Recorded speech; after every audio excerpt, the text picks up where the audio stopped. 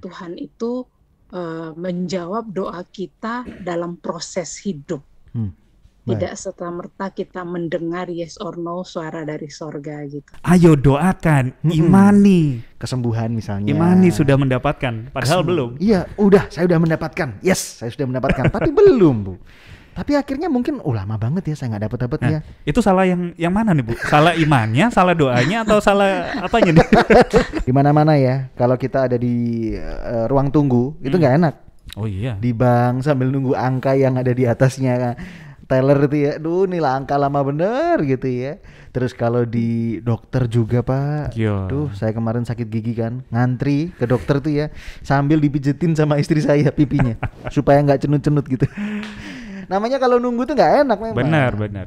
Termasuk juga menunggu jawaban dari Tuhan. Nah itu. Mungkin Anda hari-hari ini sedang menunggu tentang kejelasan masa depan pekerjaan, bisa jadi, atau jodoh mungkin, atau kemana, atau ada tawaran kota ini saya pilih yang mana ya Tuhan ya. Kita akan tanya, topik hari ini adalah apa yang harus saya lakukan ketika sedang menantikan jawaban Tuhan. Apakah menunggu sambil berdoa, atau ada yang lain doakan gitu ya? Yang lain. Kadang-kadang gini loh Pak, karena kalau kita melakukan yang lain tuh dinasihatin sama orang lain, jangan pura-pura atau jangan seakan-akan kita ini bantuin Tuhan. Ya kan? Ada istilah kayak gitu loh Sobat Raida. Tuhan gak perlu dibantu. Udah, kita sabar aja, berserah aja. Biar clear, kita mau bicara sama siapa? Kita akan bicara bersama Ibu Pendeta Florida Wirastanto dari GKI Ngagel. Kita mau sapa dulu. Halo Ibu Flo, shalom. Shalom Bu Flo, halo. Halo, shalom. Terima kasih Jonathan sudah join. Dan Nathan. Betul. Sobat Yuda juga semuanya ya. Semoga sehat semuanya. Amin. Thank you Bu. Ini sudah musimnya berganti dari musim panas ke musim hujan. Udah makin sering hujan, makin sering banjir. Kalau di barat itu udah beberapa titik yang jadi langganan banjir. Di timur juga sama. Jadi jaga kesehatan ya Sobat Raida. Masih aman rumah? Masih dong Bu Flo. Masih, puji Tuhan. Mungkin biasanya depannya tidak banjir, tapi nyumber dari toiletnya. Biasanya kan gitu ya. Kalau di depan nggak banjir ya, tapi kamar mandinya penuh, airnya naik. Lumayan Bu, waterboom gratis. Waterboom. Tinggal kasih selurutan aja. Saya nggak mau Terima kasih sudah join hari ini. Topiknya seru sekali. Apa yang harus saya lakukan ketika sedang menanti jawaban Tuhan? Mungkin ada yang kita doakan hari-hari ini, benar-benar menanti, bingung Tuhan. Entah itu sama-sama buruk pilihannya atau sama-sama baik gitu ya. Kalau mungkin ada yang buruk, ada yang baik, mah kita gampang milihnya ya.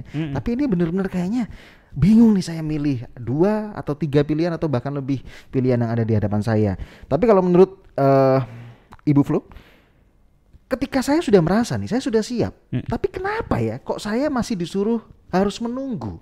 Padahal kan saya ngerti nih diri saya sendiri, saya yang paling ngerti kapasitas saya kayaknya udah siap deh. Tapi kenapa ya Tuhan suruh saya nunggu? Kira-kira kenapa Bu? Ya jadi gini, jawaban doa itu kan tidak sama dengan orang yang seperti orang yang mau berpergian, satu keluarga mau pergi, lalu semua sudah siap, yuk kita berangkat gitu kan. Tapi jawaban doa itu seperti ada di area misteri ilahi gitu ya, wilayah kehendak Tuhan. Kalau tadi saya ibaratkan orang yang mau berangkat, maka kita tuh kayak mau berangkat tapi kita tuh nggak tahu apa yang terjadi di depan. Kita berdoa supaya kita bisa sampai tujuan, kita minta supaya kita tiba dengan selamat, tapi ya kita menjalani perjalanan itu, tapi semua tuh masih misteri. Ketika kita udah nyampe dengan selamat, kita tahu jawaban doa kita, Tuhan menyertai kita, Tuhan menjawab doa kita karena kita minta penyertaan Tuhan. Nah, mengapa masih harus menunggu? Ya karena cara pandang kita dengan Tuhan beda. Wawasan dan pemahaman kita dengan Tuhan berbeda. Tuhan tahu semuanya, kita tidak tahu semuanya. Kita itu yang kita tahu itu hanya bagian kecil sekali, sementara Tuhan tahu secara utuh. Jadi siap menurut kita pasti berbeda dengan siap menurut Tuhan. Tuhan mengerti kapan yang definisi siap itu menjadi dia berikan pada kita ketika kita benar-benar siap dalam perspektif Tuhan begitu. Jadi kalau sudah siap, mengapa harus menunggu ya? Karena memang definisi siap menurut kita tuh pasti berbeda dengan Tuhan, karena Tuhan lebih tahu semuanya. Amin, luar biasa. Ini jawaban buat Anda yang mungkin lagi cari jodoh gitu ya.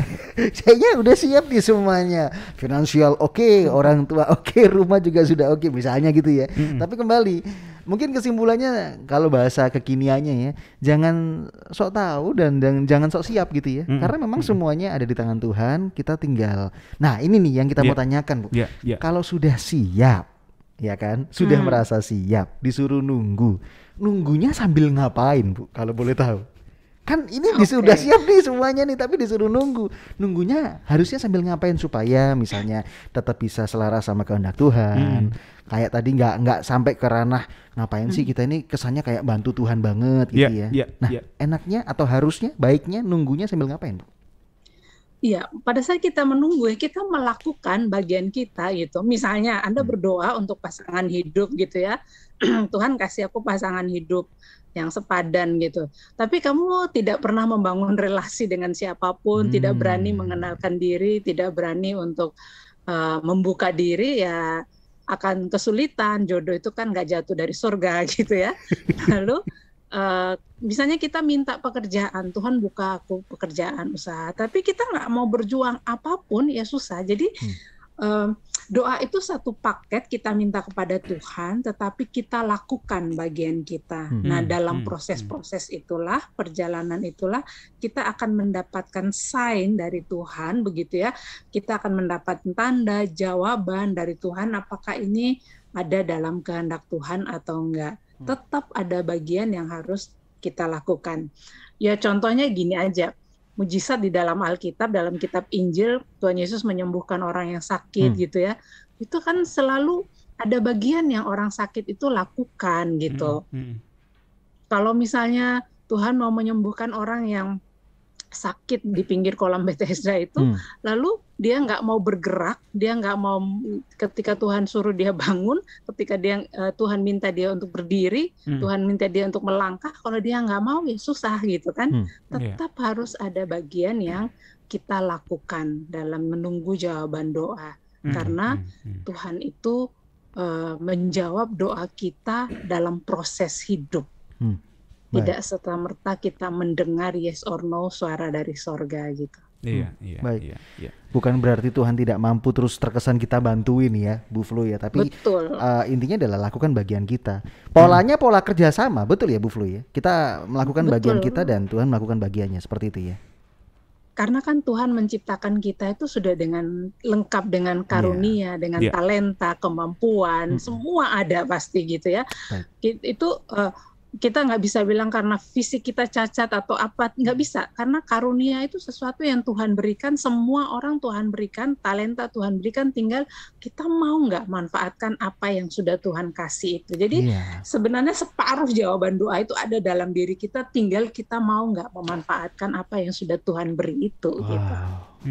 Baik, luar biasa. Menarik tadi yang Nathan bilang, kita itu tidak perlu membantu Tuhan, tapi Bu Flo bilang kita harus melakukannya, melakukan bagian kita. Sampai koridor mana Bu? Atau mungkin ada koridor yang jelas ya antara kita udah bantuin Tuhan nih, atau mungkin kita masih berusaha semampu kita nih. Ada batasan yang jelas nggak sih Bu antara kedua ini? Iya, jadi sekali lagi kita tidak membantu Tuhan ya, maksudnya kalimat itu kita harus hati-hati karena Tuhan tidak perlu dibantu apa-apa untuk bisa menolong kita gitu. Hanya saja inisiatif baik memanfaatkan, memakai apa yang sudah Tuhan beri. Sampai batas mana koridornya adalah itu bukan sesuatu yang bisa dengan clear hitam dan putih kita bisa menjawab itu, tetapi koridornya semaksimal mungkin kemampuan yang bisa kita lakukan gitu ya. Koridornya adalah dalam kebenaran. Jadi kita misalnya mau minta Tuhan supaya Tuhan berkati usaha kita, Tuhan berkati perjuangan kita, usaha kita. Lalu kemudian dalam usaha itu kita lakukan semaksimal mungkin, ya tetap koridornya ya kebenaran. Jangan sampai demi keuntungan yang besar lalu kita melakukan hal kecurangan, kita berbuat jahat pada orang lain, terus nanti dapat keuntungan banyak, kita mengatakan berkat Tuhan. Ya enggak juga gitu. Koridornya tetap dalam berjuang semampu kita, tapi tetap dalam kebenaran. Amin. Itu ya. Mungkin orang sirik aja ya, kayak misalnya Nathan nih, udah berdoa, sampai bagi glory, berusaha sebaik mungkin. Ada orang yang bilang nggak usah melakukan yang terbaik lah, kan udah berdoa. Iya, nggak usah ngoyo lah, kan udah diserahkan semuanya sama Tuhan. Tahu nggak, kamu bantuin Tuhan loh. Itu sirik aja kali ya. Itu beda pemahaman, mungkin mindsetnya ya yang perlu dirubah ya. Bukan harus bukan kita bantuin Tuhan, Sobat Rida, kita melakukan. Teman-teman saya banyak loh yang suka sate. Kenapa kita bicara ini nanti? Saya dicas harga loh Bu nanti. Tidak. Tapi ngomongin soal menunggu, Bu Flo, kan menunggu itu sebenarnya ya jawaban menunggu bisa iya, bisa tidak. Bisa tunggu. Bisa tunggu. Namanya juga menunggu ya. Iya benar. Tunggu antrian misalnya gitu. Tapi kita kan kadang-kadang kita bingung. Kapan kita waktunya berhenti untuk menunggu? Nah, soalnya kan nggak ada kayak langit terbuka terus bilang, iya, aku kabulkan doamu. Terus ada lagu, kulihat langit terbuka. Enggak, tapi kan bagaimana kan kita juga nggak bisa dengar gitu ya. Betul. Secara audible mungkin bukan itu nak, tidak. Nah, terus kapan waktunya kita berhenti menunggu, Bu? Seringkali Tuhan menjawab doa kita itu dari apa yang ada di sekitar kita gitu ya. Misalnya kita bicara tentang pasangan hidup. Kita udah suka banget sama orang ini, kita punya relasi, tetapi bisa jadi orang-orang di sekitar kita mengingatkan. Jadi bukan 1-2 orang tua memberi sign enggak, teman terdekat, sahabat, lalu orang-orang di sekitarnya sudah mengingatkan begitu. Itu rasanya perlu kita pertimbangkan gitu. Jangan secara emosional, yang penting aku udah suka pokoknya menikah, itu berbahaya gitu ya. Tetap harus memperhatikan apa yang ada di sekitar kita, apa yang Tuhan sampaikan. Juga dalam pekerjaan, dalam pelayanan apapun itu. Kita tetap harus memperhatikan apa yang ada di sekitar kita, siapa yang ada di sekitar kita. Tidak semua kita bisa mendengar pendapat mereka, tetapi kalau kemudian kebanyakan orang yang bahkan tak saling mengenal pun tidak punya relasi, tapi mengingatkan hal yang sama, maka kita perlu mempertimbangkan. Jangan-jangan jawaban Tuhan memang bukan gitu ya. Baik. Kalau saya di tempat pelayanan saya itu sebelum menikah ada semacam formulir yang harus mereka ngisi gitu ya. Saya selalu menanyakan, apakah ada bagaimana pendapat teman-temanmu terkait tentang pasangan? Bagaimana pendapat keluargamu tentang calon pasanganmu ini? Apakah mereka sangat setuju, nggak setuju, tidak setuju atau gimana? Nah, seringkali itu akan menjadi pertimbangan untuk memberikan masukan pada calon pengantin itu. Artinya itu semua kita harus lihat bahwa cara Tuhan menjawab seringkali lewat apa yang ada di sekitar kita. Baik. Orang-orang yang di sekitar kita seringkali Tuhan pakai untuk menjawab doa kita. Jadi kalau Tuhan kalau di sekitar kita sudah kebanyakan no, mungkin Tuhan juga mau mengatakan tidak pada kita. Baik, seperti itu. Tinggal kita mau peka atau tidak begitu ya atas petunjuk yang Tuhan sudah berikan dan tidak egois. Wes setelah Tuhan ini paling api, wes ganteng misalnya ya Sobat Rida. Misalnya soal pasangan ya. Ini kan contohnya pasangan udah cocok, udah baik gini, tapi memang kalau memang bukan, dan kita harus peka ya memang ya. Karena kan kita menanyakan, posisinya ini kan menanyakan ke Tuhan, ini iya atau bukan ya. Berarti kan ada peluang untuk bukan sebenarnya. Jadi kita harus buka hati kalau memang jawabannya yang di sekitar kita bilang tidak. Seperti itu. Ngomongin soal menunggu Menunggu. Kan anak-anak Tuhan Bu Flo ya, biasanya juga beriman. Saya tahu nih. Ayo doakan, imani. Kesembuhan misalnya. Imani sudah mendapatkan, padahal belum. Iya, saya sudah mendapatkan. Yes, saya sudah mendapatkan, tapi belum, Bu. Tapi akhirnya mungkin lama banget ya saya nggak dapat ya. Itu salah yang mana nih Bu? Salah imannya, salah doanya, atau salah apanya nih? Yang salah yang di penjara ya Bu. Gimana Bu, silakan. Gini, ketika kita sudah berdoa, kita yakin benar kita sudah mendapatkan, tapi ternyata belum. Nah, apa yang harus kita lakukan untuk memelihara iman supaya nggak goyah gitu ya? Kita harus memahami ini, hidup kita itu bukan soal hanya yes or no dari Tuhan gitu. Hidup kita tuh lebih berarti dari sekadar ya atau tidak atas jawaban doa kita. Ada 3 kondisi yang menurut saya yang membuat kita bisa memahami kehendak Tuhan atau jawaban doa atas hidup kita. Yang pertama bisa yang kita sangat yakin inilah jawaban Tuhan. Inilah jawaban doa kita gitu ya. Tetapi ini agak jarang atau bahkan mungkin jarang terjadi gitu ya. Namun yang kedua, ketika kita sampai pada kejelasan atau pengetahuan. Jadi pengalaman-pengalaman hidup kita seringkali mempertegas tentang jawaban doa.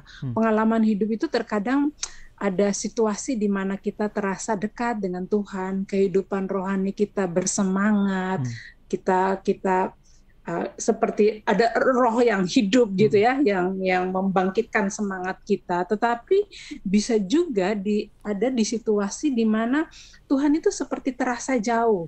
Kehidupan rohani kita itu terasa lesu. Nah, di antara kondisi ini seringkali justru kita diasah, kehidupan beriman kita itu diasah terus-menerus gitu. Entah dalam keadaan kita merasa baik atau dekat dengan Tuhan, atau kita merasa kehidupan rohani kita sedang lesu. Tetapi yang paling penting adalah bagaimana supaya kita bisa memelihara iman ada di kondisi yang ketiga, ketika kita juga bisa merasakan damai sejahtera. Nah, damai sejahtera itu menjadi penting. Kalau toh tidak, tetapi kamu merasakan damai sejahtera atas jawaban itu, sesuatu yang berbeda dengan permintaan itu, maka itulah tanda bahwa Tuhan menjawab doamu dan itu yang baik yang Tuhan berikan. Seringkali kan yang menjadi penguji bagi kita apakah ini dari Tuhan atau tidak, damai sejahtera atau enggak. Nah, supaya bisa memelihara iman, maka yang paling penting juga kita minta damai sejahtera dari Tuhan. Tuhan, kalau ya atau tidak apapun itu, berikan aku damai sejahtera. Nah, kalau kita udah minta damai sejahtera, itu melampaui dari apa yang kita butuhkan, melampaui dari apa yang kita minta pada Tuhan, yang sedang kita tunggu-tunggu. Begitu ada damai sejahtera, kita udah nggak peduli lagi mau yes or no, terserah Tuhan deh. Gitu. Wow. Jadi ini masalah posisi hati kita gitu ya.